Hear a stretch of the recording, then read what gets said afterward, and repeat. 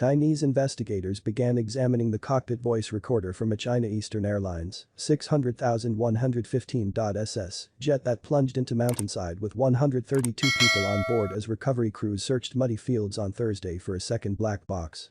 The recording material from the first black box, found on Wednesday, appeared to have survived the impact of Monday's crash in relatively good shape, a Civil Aviation Administration of China (CAC) official said.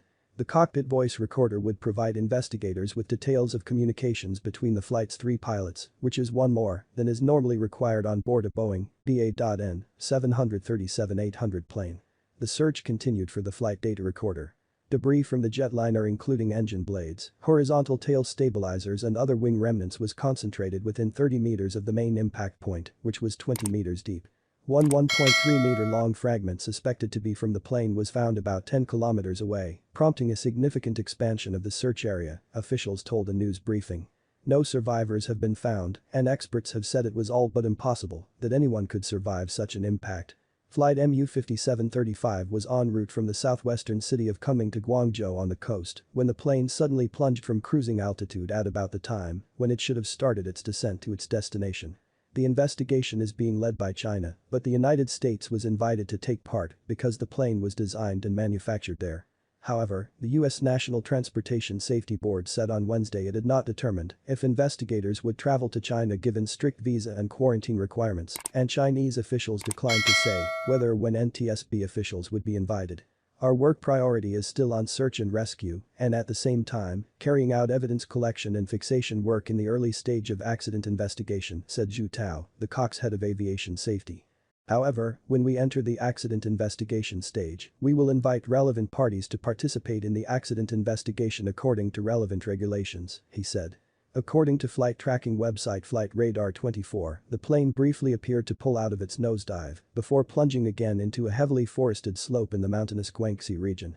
Authorities said the pilots did not respond to repeated calls from air traffic controllers during the rapid descent. It was too early to determine the cause of the crash, which experts say are usually the result of a combination of factors. The difficulty now is that we are eager to search for survivors as soon as possible, but our work requires us to search carefully and slowly, Huang Shanggu, deputy director of the Combat Training Office of the Guangxi Fire Rescue Corps, said at the site.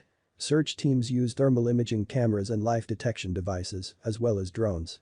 The search area is really large, plus the 2 days of rain make the path very slippery, said Zhu, among the more than 1,600 people involved in search operations on Thursday. The flight's captain had 6,709 hours flying experience, while the first and second officers had 31,769 hours and 556 hours, respectively, a China Eastern official said on Wednesday.